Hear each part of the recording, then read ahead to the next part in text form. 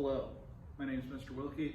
We've been talking about statistics, we've been talking about sampling, we've been talking about experiments. Today we're going to talk about sampling variability. We're going to talk a little bit about statistical inference, not a whole lot, but we'll get into just a basic understanding of it, and that's it. Should be a pretty quick day. So first let's talk about sampling variability. Sampling variability says different samples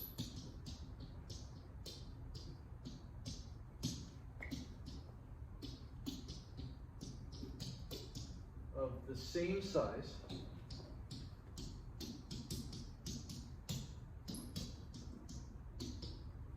from the same population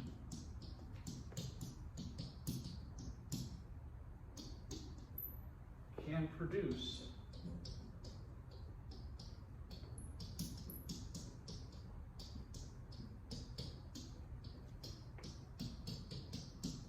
different results. Okay? Does that make sense? And let's think about what this means. Well, let's see. Let's say I wanted to know what the average height of guys in America is. All right? So there's 320 million people, so about half, 160 million guys. That's going to take a while to ask all of them, right? By the time I get through all 160 million, somebody's probably gotten taller. And that throws the whole thing off. So it's not going to work, right? So I can take a sample, let's say of 100 people at random, right? Always get your samples at random. So I take a sample of 100 people at random and I say, how tall are you? And I have a friend or a coworker or other people, or I tell my students, hey, find 100 random people, get their height, average it together. Are all the averages going to be the same? Of course not. There's sampling variability. Okay? Now sampling variability is okay. It just makes it harder to figure out the actual parameter. But it makes sense, right? Okay, so now, would it be smart to take all of those 100 from me, from you, from everybody else that did it, put all those together, average it? Yeah, because then I'm getting one big sample, right? And the larger the sample size,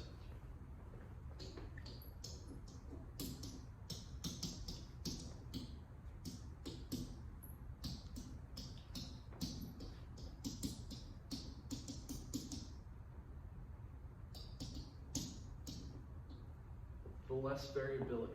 Does that make sense? And think about it with just flipping a coin. You flipped a coin 2 times, you expect 1 heads, 1 tails, but you're not always going to get that, right? You flip a coin 10 times, you're probably not going to get 10 heads 10 tails, but you'll probably get close to 5. Maybe you'll get 4 or 6, maybe 6, 4, maybe 7, 3, 3, 7. Sometimes you might even get 2, 8, or 8, 2, but you know, not very often, right? Now, if you flip a coin 100 times, it's going to be pretty close to 50-50. I don't even know if you get to 46, maybe you get to 40-60, but not very often. Okay? You're definitely not getting the 30-20 or 30-70, 20-80, anything like that. If you flip a coin 1,000 times, it's going to be pretty close to 500, right? Right, okay. There's no way you're going to get 400 and 600 when you flip 1,000 times. Okay, so the larger the sample size, the less variability, the closer it's going to get to the actual parameter. All right, so, and let's think about it in terms of left-handed people. We know about 10% of the population is left-handed. We don't know exactly, but let's assume 10% of the people are left-handed. So let's run a simulation, because we can do that. So if I use my calculator, and my touch screen's been a little bit weird, so if my touch screen's not working right, I'll do it over at my desk over there, so you can just watch the calculator. I'll hit buttons, all right? Hopefully the touch screen works. Let's find out. All right, so I want to take a sample of, let's say, 100 people.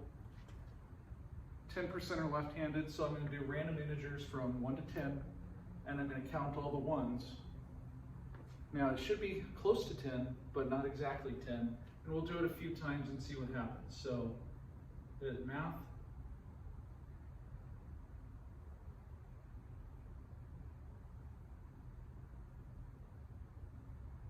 That's one. There we go. Random integer.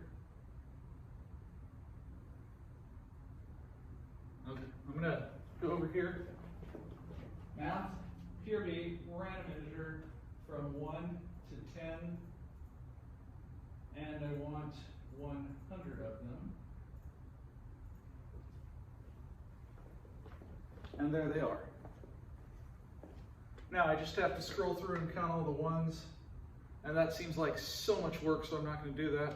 What I'm going to do is I'm going to sort them. So to sort them, you hit stat.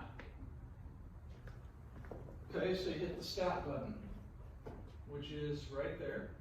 Stat, hit 2, or go down to sort A, L1. Done. And then I hit stat again, and I can look. Now I'm going to say all the ones are lefties, everybody else is right-handed, so scroll down. So on this one I had 8 left-handed people out of 100.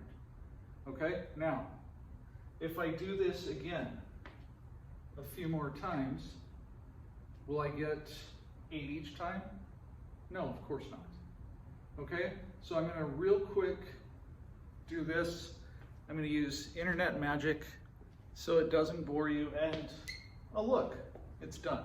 All right, so we've got, I did 6 simulations of 100 people. The ones are lefties, everybody else is right-handed. So let's look through. This one was, we had 8, okay, but you'll notice my next list, oh, there we go, that one's got 9, and this one has 11, okay? So we had 8, 11, 9. Scrolling over, this one is 14, 9, and this one had 10. So 8, 11, 9, 8, 11, 9, 14, 9, and 10. Okay? So there's some variability there, right?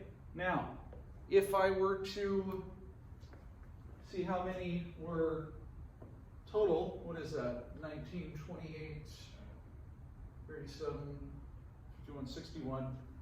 So here I had 8%, 11%, 9%, 14%, right? It's pretty close to 10%, but this is a total of 61 out of 1,000. Wait, 61 out of 600, that's better. So 61 out of 600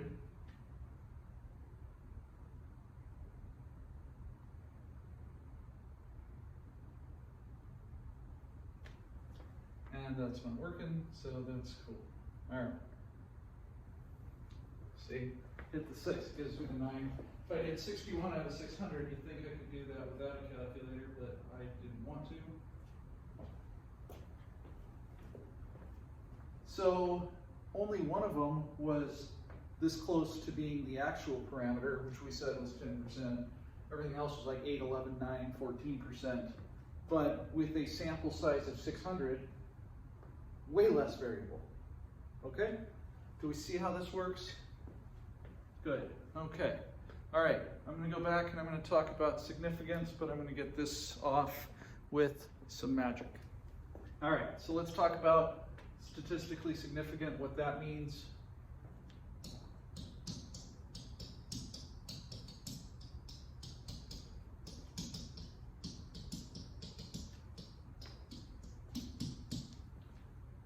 So what statistical significance is? When the observed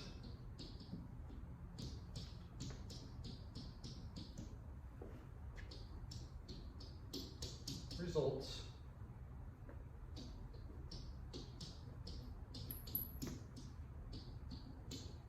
are too unusual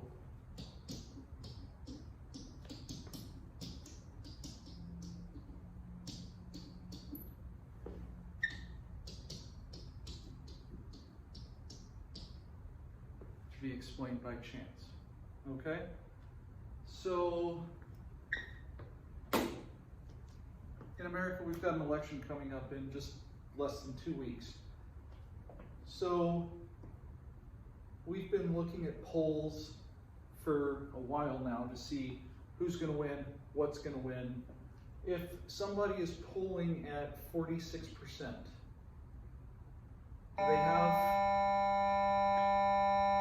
do they have a real shot if there's only 2 choices?